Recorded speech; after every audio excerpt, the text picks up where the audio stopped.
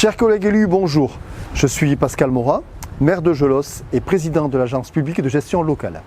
Nous sommes aujourd'hui ensemble devant la Maison des communes des Pyrénées-Atlantiques, où siège le centre de gestion, l'Association des maires de France du 64 et donc la PGL. La PGL est un syndicat mixte qui a été créé en 2001. Il est constitué de toutes les communes du département, mais également des EPCI tels que la communauté d'agglomération Pau Béarn Pyrénées ou la communauté d'agglomération du Pays Basque. La PGL est constituée de 5 services. Vous avez d'abord le service administratif et financier. Ensuite, vous pouvez faire appel au service du numérique. Vous avez également le service de l'urbanisme, le service de l'architecture et du patrimoine, et enfin le service qui vous parlera de réseau, de voirie et d'aménagement. Si vous le voulez bien, je souhaiterais mettre à l'honneur 2 termes. Le premier qui me tient à cœur, c'est la mise à disposition. En effet, lorsque vous faites appel à l'agence publique de gestion locale, il faut savoir que vous, élus, vous avez ces services à votre disposition et tous les agents sont sous votre autorité. C'est un point important. Ensuite, le deuxième point, c'est la mutualisation. Lorsque vous rentrez dans l'agence, lorsque vous faites appel à l'agence, vous allez avoir tous ces services à votre disposition, mais surtout, vous allez profiter de cette mutualisation de compétences et de savoir-faire. Donc j'espère que la visite vous plaira. Je vous laisse maintenant pour visiter tous nos services, les agents, leur savoir-faire, leurs compétences, et je vous donne rendez-vous dans un petit moment. Veuillez me suivre.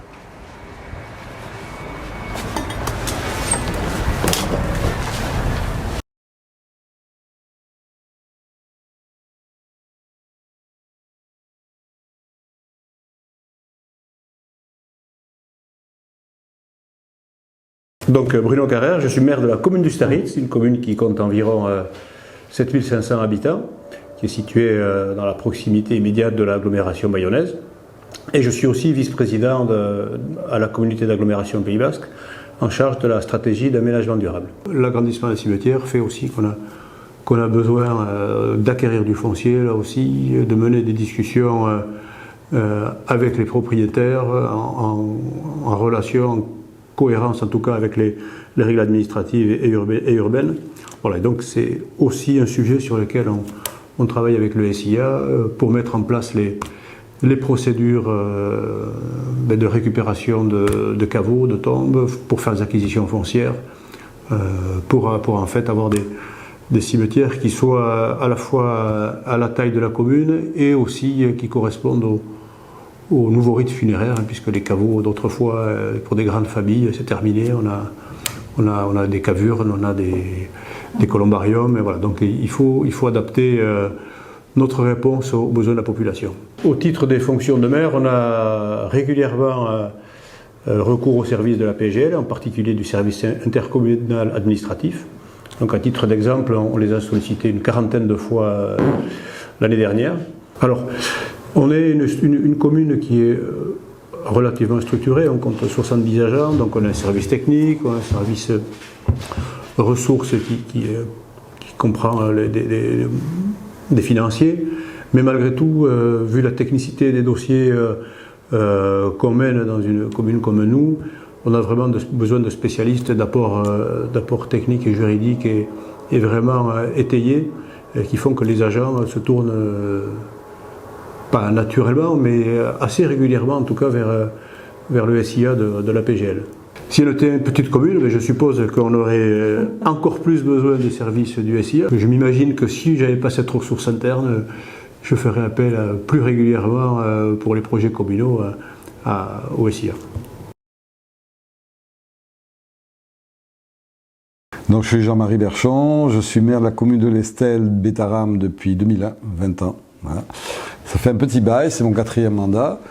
Je suis aussi vice-président de la commune du Pays de Naï. Ma commune est une petite commune de 900 et quelques habitants, qui a la particularité d'être une commune touristique. Ça, c'est des projets, mais c'est aussi les services au quotidien rendus par les services administratifs de la PGL qui comptent beaucoup pour une maire d'une petite commune comme nos communes rurales, parce que ben voilà, on est aux manettes. On a un secrétariat excellent, j'ai une secrétaire excellente qui est compétente, qui connaît bien son métier, et qui s'y investit beaucoup. Mais on reste une petite commune, donc on n'a pas les soutiens qu'ont les grandes villes. Et pour nous, c'est essentiel, ce partenariat avec la PGL, ça nous permet de faire face, je veux dire, aussi bien à des problèmes quotidiens ou à des questions quotidiennes qu'à des montages de projets. Donc on l'apprécie, enfin je l'apprécie beaucoup, mais je sais que mes collègues aussi apprécient beaucoup ce service intercommunal.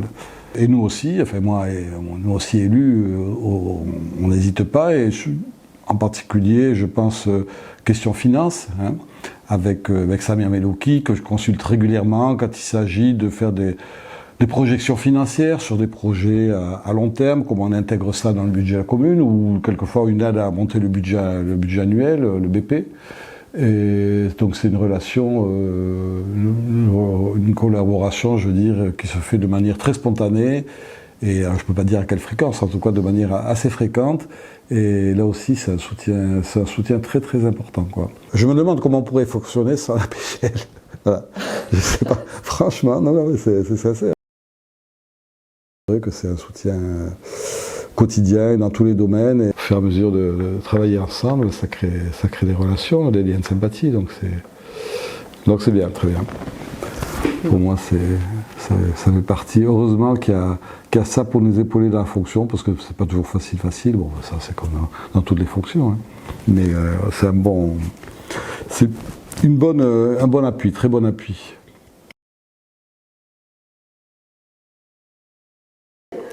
Donc je suis Bernard Arabit, maire de Saint-Martin-de-Rossa depuis 1995. Nous sommes maintenant 553, donc c'est vrai que c'est une commune qui est sous l'influence, parce que nous sommes à 35 minutes de Bayonne. Nous sommes une commune qui a beaucoup de dynamisme, puisque voilà, nous avons une forte progression du nombre d'habitants. C'est évident que pour une petite commune, c'est vraiment une opportunité d'avoir ces services-là regroupés. Ces services que nous serions dans l'incapacité d'assurer nous-mêmes, et la législation évoluant régulièrement, nous sommes effectivement en contact régulier avec les services de l'agence. Mutualisme, voilà, j'y crois, parce qu'en fait, voilà, quelque chose que l'on ne pourrait pas faire seul, voilà, le fait d'être regroupé comme ça permet d'avoir beaucoup de services, des services étoffés avec des personnes compétentes qui nous accompagnent sur la vie de tous les jours. C'est régulièrement que l'on interroge voilà, le service financier pour nous faire des prospectives ou pour répondre à nos questions. Et donc voilà, nous avons travaillé aussi avec, parce que dans beaucoup de communes, petites communes surtout, beaucoup de routes sont élargies, tout ça sans réaliser tous les actes administratifs nécessaires. Donc nous avons beaucoup utilisé ce service-là aussi. Donc c'est régulièrement que nous faisons appel au service de l'agence. Pour un projet que nous avons acquis une ancienne usine, et donc nous avons travaillé avec les services qui nous ont pondu, je dirais, des baux qui correspondent vraiment à chaque situation, pour pouvoir mettre des locataires dans ces espaces-là. Mais aussi, dans ce même espace-là, nous avons de la rénovation à faire, donc c'est avec les services techniques. Voilà, c'est vraiment indispensable. Il y a vraiment une cohésion, puisque parfois, sans même le demander, des interrogations sont faites d'un service à l'autre, et donc voilà, c'est vraiment voilà, la complémentarité des services qui sont proposés apparaît dans la fluidité qui nous aide. Le dossier que l'on mène, donc c'est avec le service informatique, nous avons fait aussi donc le cimetière. Nous avons d'abord avec un drone repéré en fait la totalité des tombes. Dans un deuxième temps, c'est voilà, la rénovation du cimetière, la mise aux normes accessibilité qui a été réalisée. Et donc voilà, pour nous c'est vraiment un élément indispensable pour mener les politiques dans les petites communes.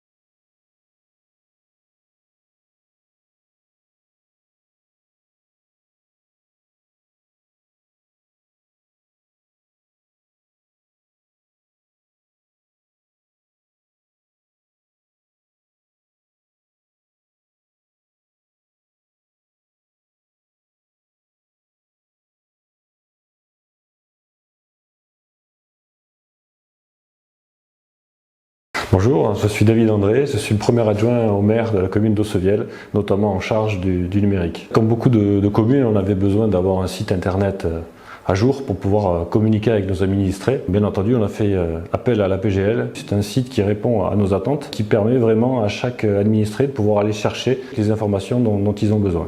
On voulait un site effectivement qui soit à jour et qui soit responsive design. Et aujourd'hui, on sait très bien que beaucoup de personnes vont, notamment depuis leur smartphone, chercher de l'information.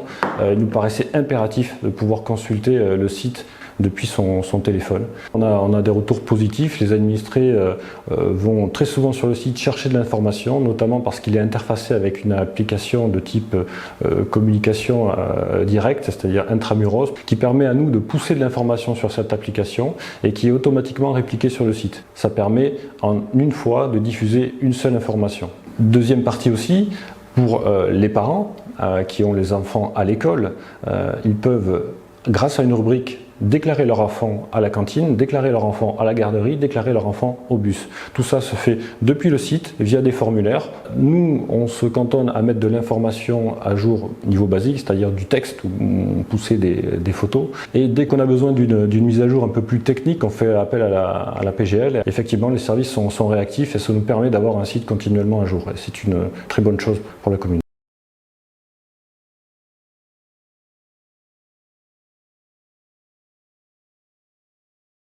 Je suis Monsieur Ressaret Anisset, je suis le maire d'Alsa et Alsavet et Sunaret, trois communes qui ont été réunies en 1842 avec 220 habitants actuellement et d'une superficie de 3500 hectares. Bon, j'ai été élu en 2001 et lorsqu'on est élu, nouvel élu, on a des projets. Et voilà, j'ai fait appel à la maison des communes puisque nous étions adhérents déjà à l'époque. On en était très contents au départ. Donc on a continué. J'ai l'habitude de travailler avec le service technique, puisque nous sommes une petite commune, on n'a pas de service, on ne peut pas être compétent dans tous les domaines, loin de là. Donc on fait très souvent appel à la maison des communes. Oui, alors, avec le service technique, bon, on lui présente le projet que l'on veut réaliser. Donc c'est vrai qu'ils nous font déjà une esquisse, un estimatif. Ensuite, il y a les financements à trouver. Une fois qu'on a les financements, voilà, on passe à la phase de réalisation, les appels d'offres, l'ouverture des enveloppes, et puis après c'est les réunions de chantier, et tout ça c'est la maison, enfin le service technique qui s'en occupe, quoi. Pour nous c'est un partenaire idéal et on ne peut pas s'en passer actuellement. Je suis Marie-Pierre Burcassou, je suis maire de Guétary. Depuis 2017, j'ai pris le mandat en cours à la suite de la démission de mon prédécesseur. Et puis, je suis repartie pour un tour en 2020. Alors actuellement, donc on est en cours le chantier est quasiment terminé, de réhabilitation de salles d'animation qui se situe sous la mairie. Au préalable, alors pourquoi moi je me suis rapprochée de la PGL, tout simplement parce que mon prédécesseur avait mené deux chantiers avec cet organisme et puis ça s'était très très bien passé et donc et que un pré-projet avait déjà été fait. Le chantier est très bien mené, on arrive au bout. Il y a eu des difficultés techniques, mais ça, bon, je pense que ce soit Audrey Ardence ou Valentin pourront en parler mieux que moi des difficultés techniques liées à la configuration des lieux. Mais à chaque fois, des solutions ont été trouvées et moi, je peux que me réjouir de cette collaboration, de la façon dont ce chantier a été mené. Pour moi, ce qui était important, c'est que ils ont géré, à part les demandes de subventions qu'on a menées, mais enfin bon, les dossiers avaient été préparés par la PGL, ils ont pu gérer tous les aspects à la fois d'urbanisme, puisque le bâtiment de la mairie et la façade sont classés, donc on a eu un certain nombre de contraintes qu'ils ont gérées avec l'architecte des bâtiments de France, la DRAC, et puis après, la coordination des travaux. Nous, on allait aux réunions de chantier, mon adjoint allait aux réunions de chantier, mais bon, à chaque fois, vraiment une très bonne une très bonne communication à tous les niveaux et avec tous les intervenants sur ce chantier. Moi, je peux que me réjouir de cette collaboration. Et je pense que si j'ai d'autres chantiers importants, je me retournerai de nouveau vers la PGL. Tout le monde est à l'écoute de nos besoins, de nos attentes. Juste dire que, effectivement, pour une petite commune avec des ressources humaines relativement limitées et techniques, pour moi, c'est une ressource essentielle. Les techniciens ont fait le déplacement. Au téléphone, on avait des contacts faciles et non, franchement, voilà, tout s'est bien passé. Bernard Orisset, je suis maire de la commune de Lédèche depuis le mandat de 2014, c'est mon second mandat. Et j'ai eu le privilège ou la mauvaise aventure d'avoir un feu criminel dans notre école. Et l'école donc qui a été entièrement détruite. Dans le mercredi matin, le lendemain de l'incendie, j'étais un peu désemparé, je ne savais pas quoi faire. L'agence, par le biais de Manuel Deleur et Emmanuel Soumireux, ont appelé pour savoir ce qui s'était passé. Donc ils ont dit on va vous aider pour voir ce qu'on peut faire. François Aguet, le directeur de l'agence, m'a appelé pour me dire on met tout en place si tu as besoin. C'est ce qui faisait chaud au cœur. Et à partir de là, il est rentré un grand moment de solidarité avec l'agence, que ce soit le service technique ou le service juridique ou financier de l'agence, qui a mis tout en œuvre pour nous aider, parce qu'on était vraiment perdus, on ne savait pas quoi faire, parce qu'il y avait tout à reconstruire, il y avait 120 élèves à reloger, 2 ans d'investigation pour trouver des budgets. Et là, donc là, c'est le service financier de la Maison des communes, avec Samia Milouki, qui est venu plusieurs fois nous rencontrer. Ensuite, il y a eu le montage des dossiers de subvention, qui ont été très compliqués, puisqu'on était reçus par le service de l'État. Il leur fallait le dossier pour le lendemain matin. Et là, Emmanuel Deleur a mis tout le monde sur le pont, au niveau de la Maison des communes. Le soir même, à 19h30, Emmanuel Deleur m'a amené le dossier en mairie. Et le lendemain matin, à 9h, la sous-préfecture avait tout le dossier complet pour demander une subvention. Derrière, il a fallu chercher des subventions au niveau de l'État, puisqu'on n'avait pas bouclé le budget avec les assurances. Donc c'était très compliqué. Donc soit le service juridique, besoin de communes ou financiers nous ont aidés à monter les dossiers. Que ce soit la collectivité ou le maire, on ne serait jamais arrivé. C'était pas possible d'y arriver seul. Il fallait absolument le faire, que quelqu'un nous aide. Il a fallu reloger les enfants, donc c'était 575 mètres carrés de bungalow à mettre en place. Donc ça c'est pareil, les services de l'État, les services du SDIS étaient très réticents à accepter ce type de structure, qui ont duré 3 ans. Donc là, que ce soit le service architectural de chez vous, le service juridique, nous ont beaucoup aidé à faire des plans rapidement, et, en 48 heures, à remplir des dossiers pour le SDIS, pour les services de l'État, la DDTM, tout ça donc demandait beaucoup de choses qu'on était incapables de mettre en place. Et là, tous les services de la Maison des communes, dans sa globalité, ont vraiment répondu présent. Et par solidarité, parce que derrière, il y a quand même tout ça, ça avait un coût. Et aujourd'hui, on sait très bien que ce que nous avons payé est vraiment en dessous de ce qu'aurait coûté la prestation si on avait dû la faire par quelqu'un d'autre. Il fallait donc la reconstruire. Bien sûr, on s'est retourné vers la maison des communes, le centre de la PGL. Et nous avons sollicité Emmanuel Soumireux Artiga comme architecte qui a déjà travaillé pour nous pour la salle des fêtes. Et Tonion Assoael qui travaille avec nous, ce qui a été fait. Et nous voulions travailler avec des matériaux nobles. Donc on a travaillé avec beaucoup d'ardoises qui arrivent de la société Copa. Ensuite, on voulait travailler beaucoup avec du bois. Donc l'intérieur, nous avons mis beaucoup de hêtres des Pyrénées. Donc ça, on a travaillé avec les communes forestières des Pyrénées-Atlantiques, donc de manière à faire toutes les menuiseries en bois des Pyrénées. Ensuite, nous avons gommé les défauts de l'école, une école qui n'était pas très vieille, puisqu'elle datait de 1985. Et donc, on dit toujours qu'il faut faire 2 maisons pour en faire une bien. Donc, on a gommé les défauts et on a fait aujourd'hui une école qui est la sensation de tout le monde, et de moi en particulier. Le corps enseignant a beaucoup travaillé avec nous, et l'architecte. C'est vraiment un travail d'équipe, le personnel communal, les enseignantes, le service de la mairie, les élus, de la commune aussi, bien sûr.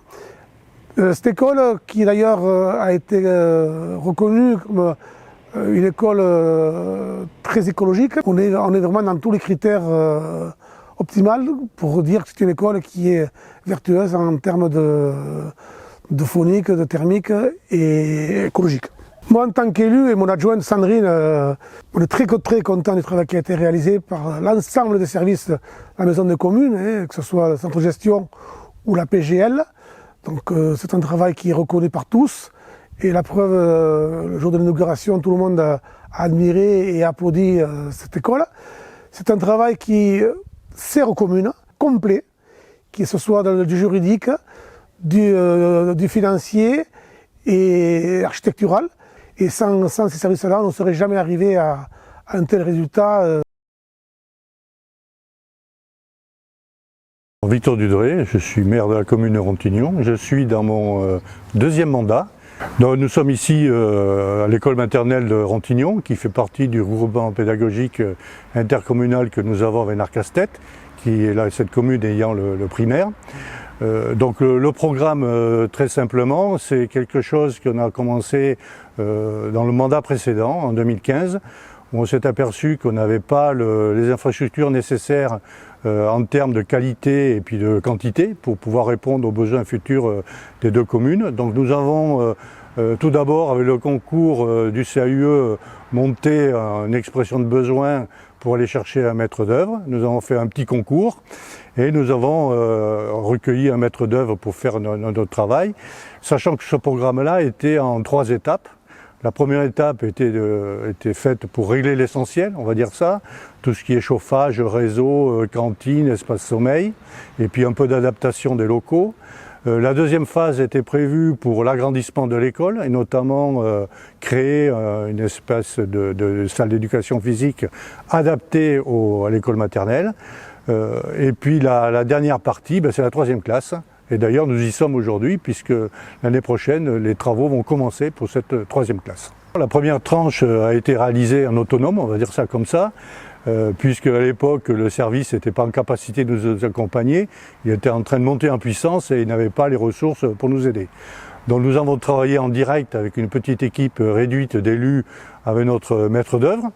Bon, ça s'est passé, on va dire ça comme ça a été un petit peu compliqué, on a découvert plein de choses et on a été souvent obligé de mettre en place un plan B. Mais je pense qu'on s'en est pas trop mal tiré, puisque sur un programme d'environ, on va dire, 650 000 € de taxes, on a quand même maîtrisé un petit dépassement de 3 000 € seulement. Le besoin d'AMO est flagrant pour des petites communes comme la nôtre, puisque nous n'avons pas de service. Ce sont les élus qui font le travail et qui supportent l'interface avec le maître d'œuvre. C'est toujours chronophage, on prend du temps et puis surtout on manque de compétences. Le service est là pour nous apporter son expertise et moi je sais que depuis longtemps je voulais avoir cette assistance à maîtrise d'ouvrage et c'est pour ça qu'on a été la chercher pour la 2e phase et maintenant pour la 3e phase. C'est du confort pour la commune tout simplement. L'assistance à maîtrise d'ouvrage, en fait, on a été la chercher auprès du service intercommunal du patrimoine et de l'architecture de l'agence parce qu'on a besoin de cette expertise dans tous les domaines de suivi du projet. Ça commence dès le départ, la conception, la recherche des financements, toute la partie administrative, la vérification de ce que nous propose le maître d'œuvre. Et en fait, ça permet de contrôler la maîtrise d'œuvre tout au long de l'élaboration du projet.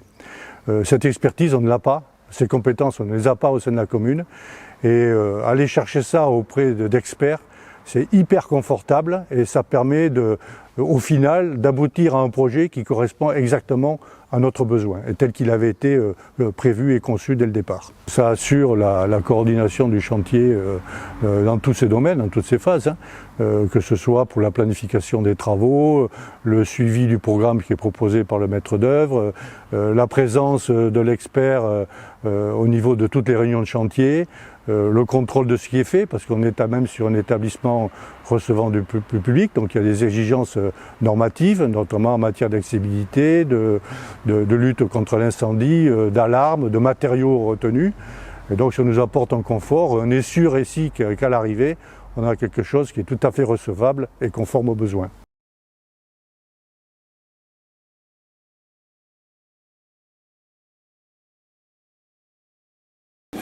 Michel Iribarin, commune d'Itsassou, maire d'Itsassou depuis donc une année, depuis juin 2020.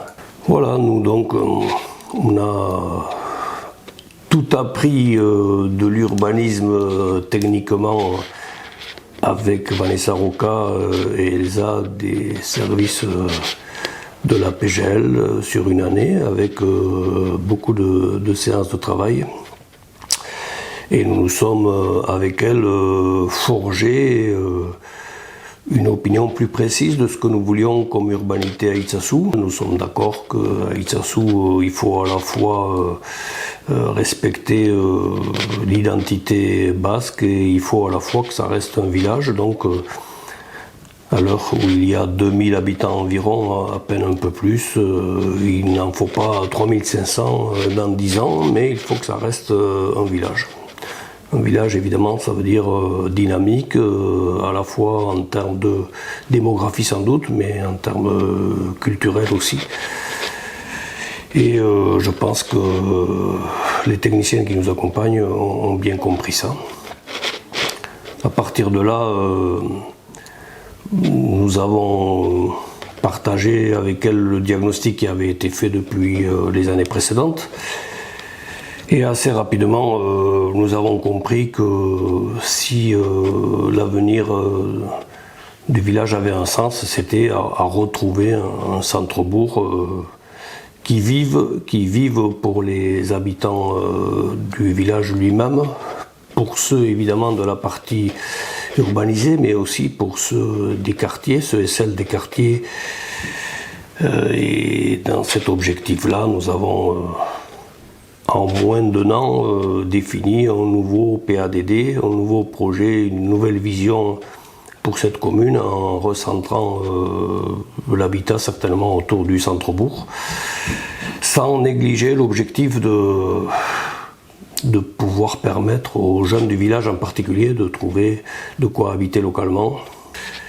Et je pense que c'est indispensable aujourd'hui quand on réfléchit à l'avenir d'une commune au Pays Basque, sachant que d'ici très peu d'années, il faudra réfléchir les PLUI. À notre avis, ça se passe plutôt très bien. Dès que nous avons à peu près formulé le projet de PADD, nous avons proposé d'en faire une réunion publique.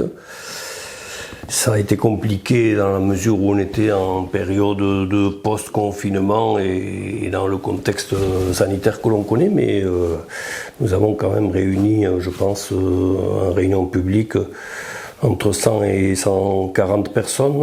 Et puis finalement, fin de printemps 2021, nous avons fait le choix d'engager un plan guide avec donc un travail de concertation avec les habitants, accompagné ici également par Vanessa et Elsa, pour que des habitants qui s'intéressaient au devenir du village viennent partager les ressentis sur à la fois les parties bourgs et les parties quartiers de la partie urbanisée du village, pour arriver à formuler ensemble et dans ce cas-là assez généralement confirmer ce que nous avions présenté dans le PADD. Donc cette partie plan guide a encore quelques étapes à venir, mais je pense qu'elle a été un temps fort de la concertation et de la diffusion du projet de PLU pour Itsassou.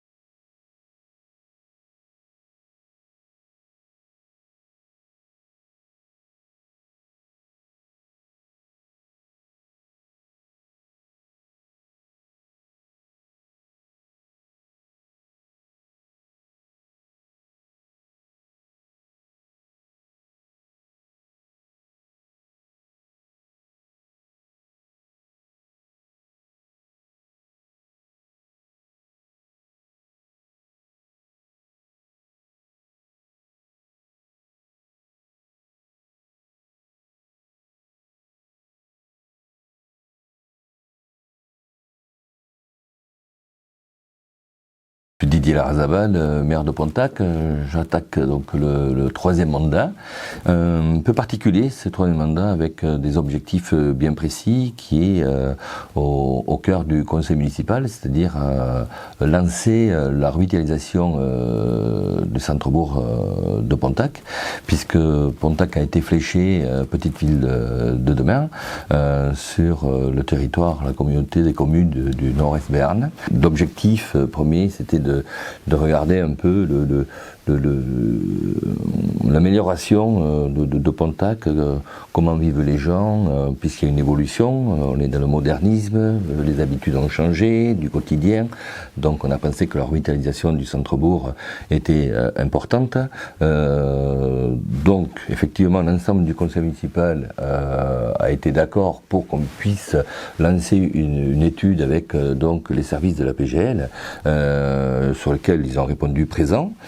Bien sûr, et non seulement présents, mais qui nous ont ouvert les yeux sur un tas de projets, un tas de modifications, effectivement dans le cadre des habitudes des gens qui ont changé. On a pu travailler sereinement avec des gens qui ont un esprit d'ouverture, évidemment, c'est leur métier, puisque nous, Pontac, c'est une petite ville qui a 3000 habitants, donc on n'est pas armé de services qui peuvent répondre à ce genre de questionnement, parce que c'est quand même un investissement lourd. Quand je dis investissement lourd, c'est pas seulement en euros, mais aussi pour des années qu'on s'engage, c'est-à-dire c'est pas pour 5 ans, c'est peut-être pour 10 ans, pour 15 ans, pour 20 ans, donc pour 30 ans, et je veux dire, il faut bien penser aux choses de demain. Et le service de la PGL nous a accompagnés sur des premières réunions où on a défriché, carrément, tout le monde s'est exprimé autour de la table, qu'est-ce qu'on pensait, comment on voyait les choses, et la PGL a été... je dirais une bonne béquille pour nous, un gros soutien, puisque intelligemment ils nous ont écoutés, ils ont écrit et ils sont revenus vers nous pour nous dire ce qu'ils pensaient de notre réflexion, de notre synthèse.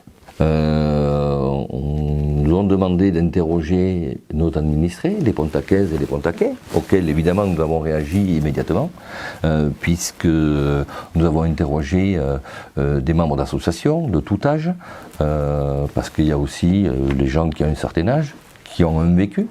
C'est important de s'appuyer sur les gens qui ont vécu, qu'est-ce qu'était Pontac hier, mais aussi il est important d'interroger la jeunesse pour savoir comment il voit Pontac aujourd'hui et comment il le voit demain. On a laissé reposer un peu tout ça, un peu comme une pâte à crêpes, quoi, hein, c'est bien meilleur après, donc on a laissé reposer toute cette réflexion, et je pense que 2-3 mois après, nous sommes rencontrés et chacun a pu s'exprimer. Quand je dis chacun, c'est l'ensemble du conseil municipal, une commission spécifique, et les gens de la PGL, sur lesquels on en a échangé pour savoir sur quelle base on allait partir.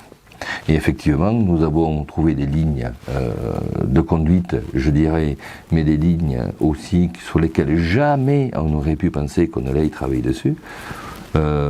Pourquoi ? Parce que ce sont des Pontacaises et des Pontacais qui nous ont ouvert les yeux, mais qui a été amélioré aussi par les membres du conseil municipal, mais encore aussi rajouté par, je dirais, par la compétence qui était la PGL, qui nous ont bien aidé à concevoir cette recette de dire la revitalisation du centre-bourg, elle serait bien comme ça.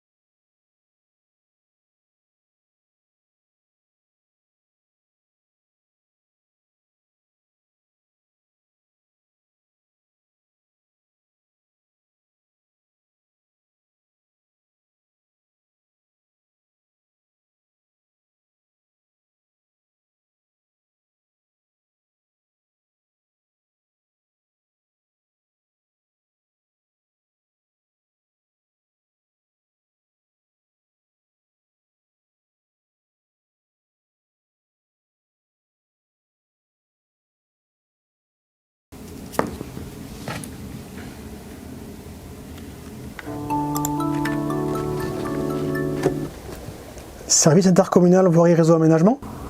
Oui, bonjour, c'est la mairie d'Arécy. Oui, bonjour. En quoi puis-je vous aider? Oui, je vous appelle parce que j'aurais besoin d'une permission de voirie pour un branchement Enedis. Est-ce que vous pourriez me la préparer, s'il vous plaît? Oui, pas de souci. Envoyez-moi la demande par mail et je vous la transmets dès que possible. D'accord, très bien, mais c'est très gentil. Je vous remercie. Avec plaisir. Bonne journée, à bientôt. Merci, au revoir.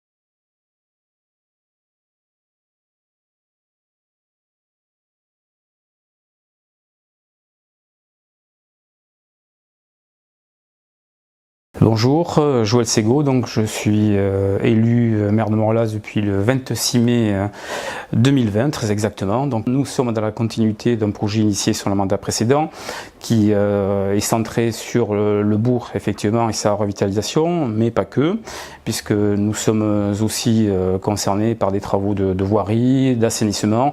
Nous essayons de mener l'ensemble de manière à ce que le centre-bourg retrouve un second souffle. La voirie pour partie, mais pas que, mais également donc des travaux d'aménagement du centre-bourg sur plusieurs actions. D'une part donc l'aménagement des espaces publics, donc il y a un gros chantier sur plusieurs années, qui a commencé récemment avec l'aménagement du stade des Cordeliers, qui était l'emblématique stade de rugby de Morlas, connu au-delà de nos frontières.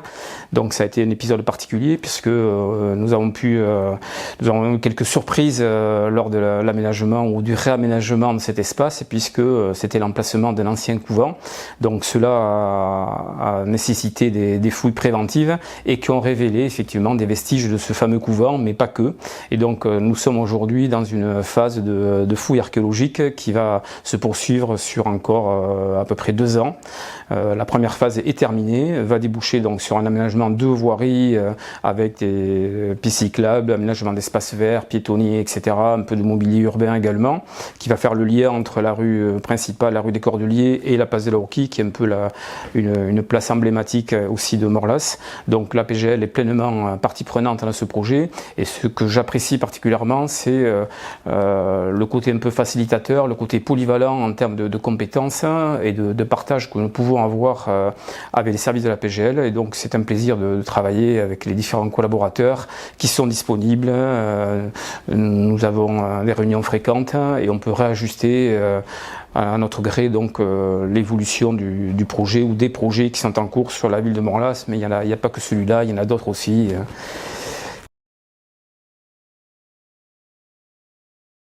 Donc je m'appelle Christelle Mange, je suis élue de la commune de Chérotte, donc en Soule, donc je suis élue depuis 2008. Nous avons collaboré en fait chaque année, puisque nous avons au fur et à mesure réaménagé l'ensemble du bourg avec la PGL, sur tout l'espace qui nous entoure, jusqu'à la départementale. Et ensuite on a travaillé donc sur l'aménagement de la traversée du bourg, aménagement sécurisation. Vers la PGL, c'était de travailler avec un partenaire qui était était neutre au niveau du territoire et qui allait vraiment défendre les intérêts de la commune. Et c'est ce qui s'est avéré voilà, avec toutes les années qui ont suivi.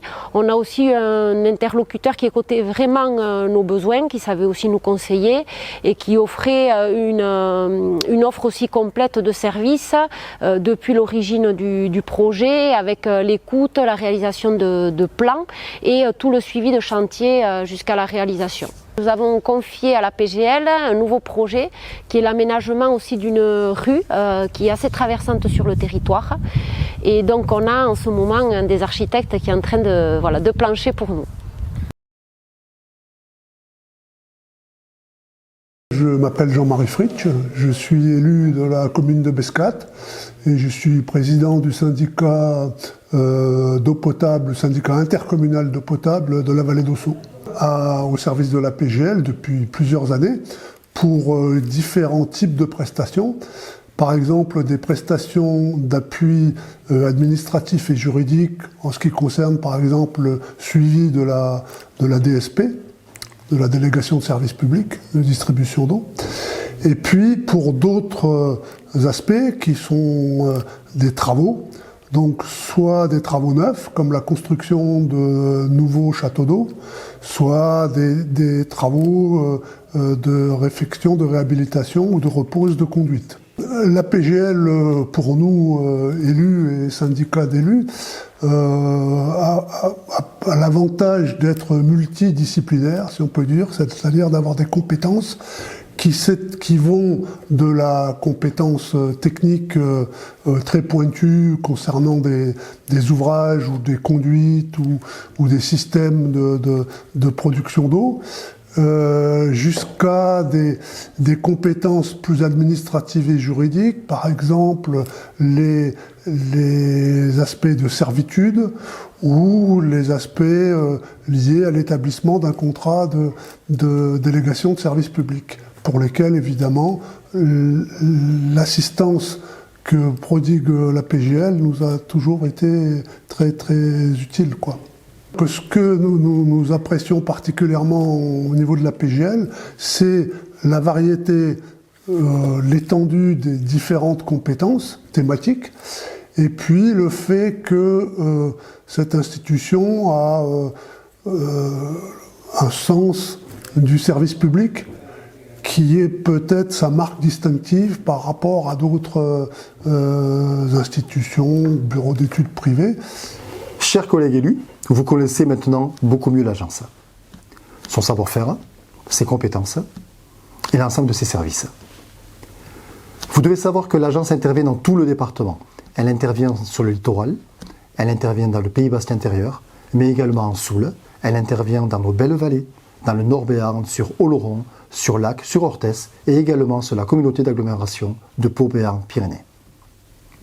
Chers élus, vous connaissez également beaucoup mieux nos agents et tout leur savoir-faire et leurs compétences. Vous devez retenir que ces agents sont à votre service.